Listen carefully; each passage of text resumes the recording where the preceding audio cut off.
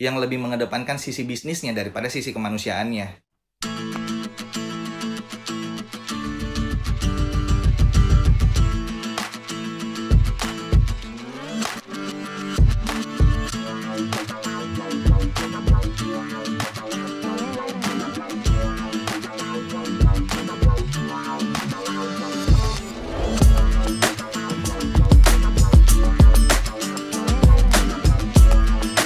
Assalamualaikum warahmatullahi wabarakatuh. Berjumpa kembali dengan Romlia Pratama. Teman-teman sahabatku semuanya, gimana kabar kalian? Mudah-mudahan kalian semuanya baik-baik saja beserta keluarganya di sana. Teman-teman dan sahabatku semuanya, buat kalian yang baru gabung, yang baru nonton video ini, silahkan di subscribe dulu, di like dan di komen guys. Buat teman-teman sahabatku yang udah ngedukung support channel ini, terima kasih. Mudah-mudahan kalian semuanya diberikan keberkahan umur, keberkahan rezeki, dimudahkan segala urusannya, baik urusan dunia maupun urusan akhirat. Amin ya rabbal alamin. Teman-teman sahabatku semuanya, apa gue bilang? Kalau di Indonesia tuh pasti setiap hari ada yang viral. Ini ada yang viral lagi guys. Ada yang viral lagi. Kemarin itu ceritanya gini. Ada seorang YouTuber juga TikToker asal Medan itu menolong orang seperti apa ya? Gelandangan gitu ya. Gelandangan yang apa ya? Yang pokoknya gelandangan, kalau di sini apa ya? Nggak tahu apa namanya, yang penting itu gelandangan. Karena sakit, beliau ini sakit, jadi ditolong dibawa ke rumah sakit guys gitu, sama TikToker ini. Dibawalah ke rumah sakit. Tiba-tiba sampainya di rumah sakit, masuk pintu, ditanya ini sama perawatnya, mau ngapain katanya. Nak buat apa, macam tanya macam itulah.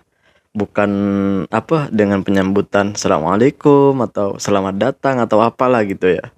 Tiba-tiba bilang TikToker ini kalau ini sakit, mau jumpa dokter, dia bilang gitu. Dia bilang perawatnya tuh bilang dokternya nggak ada. Sampai beralasan yang paling mengejutkan itu pertanyaannya yang terakhir guys. Bagi gue ini menyakitkan sekali gitu, sangat menyinggung gitulah. Seperti apa videonya? Ini deh guys. Nah, ini deh guys. Mau ngapain? Dari kasus Ramis yang ditolak rumah sakit ini udah kelihatan jelas. Udah mulai banyak muncul oknum-oknum penyedia jasa kesehatan seperti klinik or rumah sakit yang lebih mengedepankan sisi bisnisnya daripada sisi kemanusiaannya. Betul. Pas mereka masuk ke dalam rumah sakit itu terus juga ditanya, ngapain kalian masuk sini? Ya ngapain lagi? Main roller coaster loh. Geblek juga nih rumah sakit. Gue yakin banget kalau orang yang modelannya nggak kayak Rames masuk, kelihatan kayak orang punya gitu, orang mampu, pasti langsung dilayani. Percaya nggak? Iya benar. Lalu juga muncul kalimat-kalimat penolakan seperti dengan alasan dokternya nggak ada. Coba bayangin rumah sakit loh, dokter nggak ada itu gimana? Siapa yang ngerawat? Geblek juga. Terus pertanyaan yang paling epik yang dilontarkan sama perawat itu, siapa yang bayar? Itu aneh banget. Bukannya nanya sakit apa, keluhannya apa, malah nanya siapa yang bayar. Gue ngerti sih rumah sakit harus ada penjamin, cuman duluanin tindakannya dulu gitu loh. Bener. Perawatannya dulu, kemanusiaannya dulu, baru bisnisnya. Dan please untuk rumah sakit, jangan tebang pilih. Jangan ngelihat orang dari penampakannya doang. Semua itu sama manusia, perlu dibantu, berhak dibantu. Kalian ada untuk membantu orang yang sakit, yang berkesusahan, bukan berbisnis dengan orang sakit. Benar. Makanya orang yang sakit itu disebutnya pasien, bukan klien, ya nggak? Menuai kecaman, menuai kritikan, menuai ya berbagai kata-kata lah dari netizen. Karena ya menurut gue ini nggak logik gitu, nggak masuk akal gitu, sebuah rumah sakit nggak ada dokternya gitu. Dan ini siang loh. Kalau larut malam, mungkin larut malam aja. Kalau di Malaysia itu ada dokternya guys, ada dokter umum namanya, dokter untuk semua pasien lah, untuk menangani.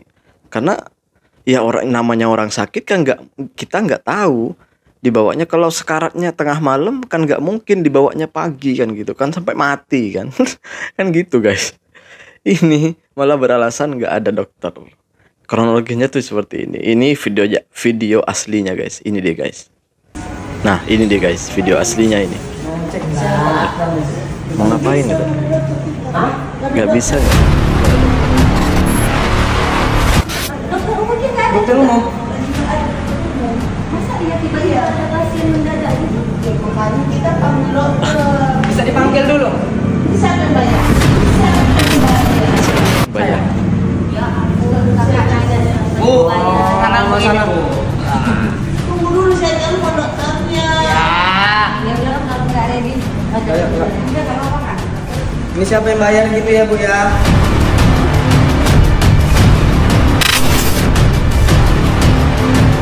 Kurang baik pelayanannya. Kurang bagus Nah, ini pelayanannya di rumah sakit Tri Ratu. Nggak bisa nerima Rames. Alasannya nggak ada dokter. Kau buatku sekecewa itu. Di rumah sakit ini kalau Rames yang masuk, dia takut nggak dibayar. Kau buat Terlalu sepele melihat orang ya, Mes. Mak, suntik Mak. Kenapa dia? Sakit Mak. Oh, ini dibawa ke klinik ya. Mak, suntik ya Mak. Mencel nggak Mak? Cuman suntik aja Mak. Bagus. Jangan goyang-goyang. Iya, iya. Bu, udah suntik kan Bu? Bu, makasih ya Bu. Ya. Sakit tadi? Suntik tadi pantat ya? Enggak sakit dia. Jadi itu adalah video aslinya di mana TikToker ini atau konten kreator ini membawa si Rames ini. Rames ini adalah ya apa namanya ya, gelandangan yang tidur-tidur di jalan itu. Dan orang ini, TikToker ini menolongnya karena dia sakit, guys. Karena dia sakit, jadi ditolonglah, dibawanya ke rumah sakit. Ternyata perlakuan di rumah sakit itu seperti itu. Mengatakan bahwa dokternya nggak ada lah. Terus yang pertama kali masuk tuh ditanyain, mau ngapain kalian gitu. Udah gimana ya, nggak logik banget gitu. Terus bilangnya kedua itu nggak ada dokternya nggak ada katanya. Terus bilangnya siapa mau bayar? Aduh ya gue tahu. Tapi pertanyaannya itu kenapa nggak dengan kata-kata yang lebih sopan, yang lebih beradab gitulah ya. Seperti contohnya, mohon maaf Mas, siapa yang akan bertanggung jawab di sini, misalnya gitu kan. Saya akan tulis di sini, kan lebih sopan, lebih beradab gitu daripada pertanyaan yang waduh seakan-akan nggak bisa bayar gitu kan. Ya gimana gue ngomongnya. Jadi banyak sebenarnya guys, di undang-undang Indonesia itu sebenarnya apa ya, ini penjelasan undang-undangnya biar aku nggak ngejelasin gitu. Ini ada penjelasan undang-undangnya tentang rumah sakit atau hospital. Ada yang Nah, pernah ini ditolak nih, guys. oleh rumah sakit atau ditahan oleh rumah sakit karena tidak mampu menyelesaikan administrasi. Jika ada, itu artinya rumah sakit tersebut telah melanggar hukum. Karena di dalam Undang-Undang Kesehatan pasal 189 ayat 1 huruf F menyatakan bahwa rumah sakit harus melaksanakan fungsi sosial seperti memberikan pelayanan gratis kepada pasien yang tidak mampu, gawat darurat tanpa uang muka, ambulan gratis, serta bakti sosial bagi korban bencana. Selain itu, rumah sakit juga wajib menyediakan sarana dan pelayanan untuk masyarakat yang tidak mampu atau miskin dengan kriteria sesuai peraturan perundang-undangan. Sepertinya masih banyak oknum rumah sakit yang mempersulit pasien-pasiennya ya. Nah, itu adalah Undang-Undang Kesehatan Republik Indonesia gitu. Jadi ada undang-undangnya di sana, guys. Yang apa?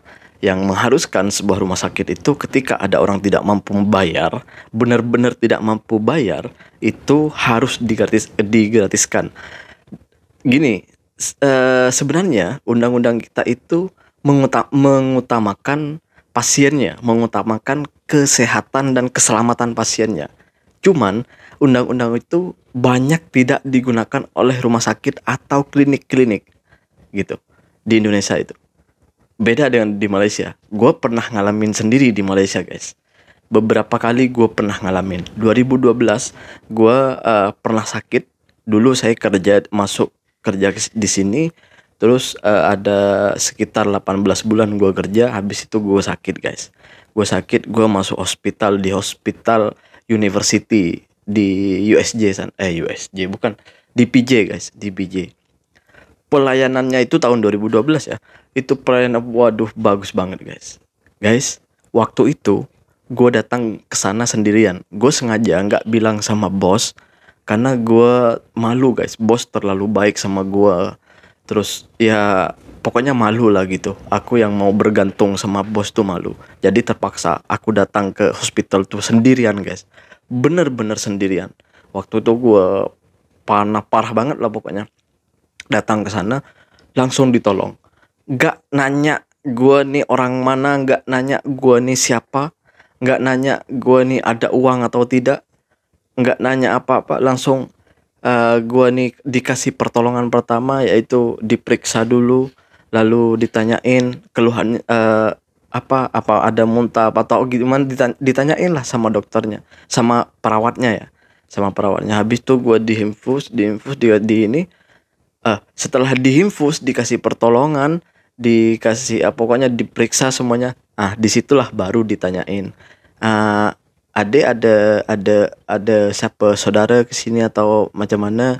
Saya bilang kalau saya tak ada siapa-siapa, saya hanya ada bos di sini.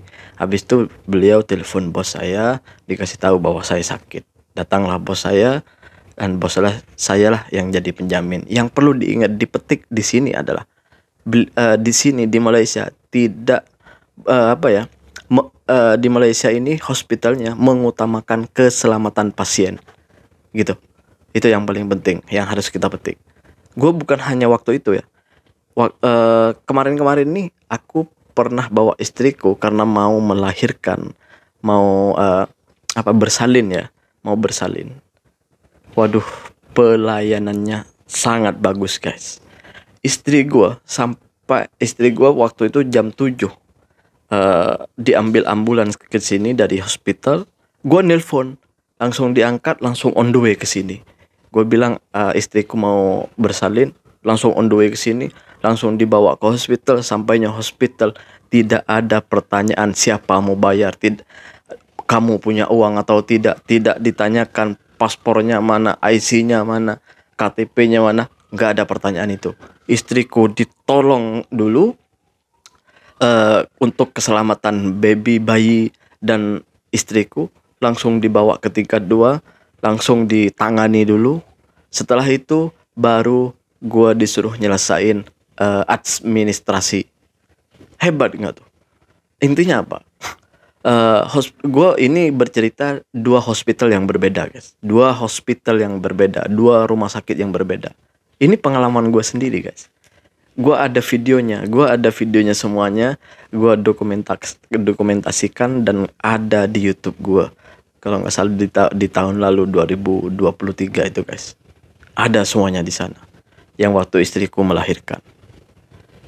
Manusianya didahulukan, bukan uangnya. Bukan kamu siapa, kamu dari mana, nggak ada itu semua. Langsung dibawanya, ditangani dulu. Setelah penanganan itu ada, setelah dipastikan bahwa baby saya selamat, istri saya selamat, baru saya ngurus administrasinya itu guys. Ini bagus. Gue kagum dengan itu semua. Karena di kampungku, di Indonesia, jarang sekali kita ketemukan rumah sakit atau klinik sekalipun yang bisa seperti itu guys. Padahal undang-undangnya jelas. Gue bingung. Kenapa nggak ditindak sama pemerintah rumah sakit yang seperti ini. Terima kasih. Mudah-mudahan ada perubahan di hospital kita. Ini demi rakyat Indonesia. Bukan siapa-siapa. Assalamualaikum warahmatullahi wabarakatuh. Jangan lupa sholawat guys.